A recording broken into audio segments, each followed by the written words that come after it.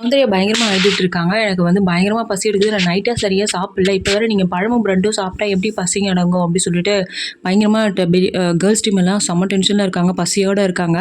Budget அமௌண்ட்டை விட அதிகமா பர்ச்சேஸ் பண்ணதுனால கேர்ள்ஸ் டீமுக்கு எதுவுமே கிடைக்காம போயிடுச்சு. அவங்க குடுக்குறத தான் நம்ம சாப்பிடணும் அப்படின்ற ஒரு சிச்சுவேஷன் வந்ததுனால அவங்க வந்துட்டு இப்போ ரொம்ப கஷ்டப்பட்டு இருக்காங்க கேர்ள்ஸ் டீம். இதுக்கெல்லாம் காரணம் யார் தெரியுமா?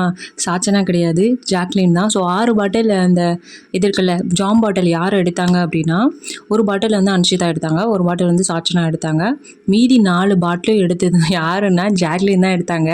அந்த பொண்ணு ஆக்சுவலி வந்து அன்ஷிதா வந்து சொல்கிறாங்க, சாச்சனா மேலே பழிய போடுறாங்க. நீ தான் வந்து நிறையா எடுத்து சாப்பிட்ற, நீ தான் எடுத்தும் போட்ட அப்படின்னு வந்து சொன்னோடனே நான் எடுத்து போடலன்னு அந்த பொண்ணு சொல்லியும் அவங்க வந்து நம்பலை. ஜாக்லின் வந்து அமைதியாக இருக்காங்க.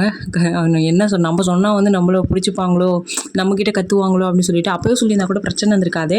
ஆக்சுவலி இப்போ இது வந்து வீக்கெண்டே எல்லாரும் கேமராவில் பார்க்குறாங்கன்னு தெரியும்.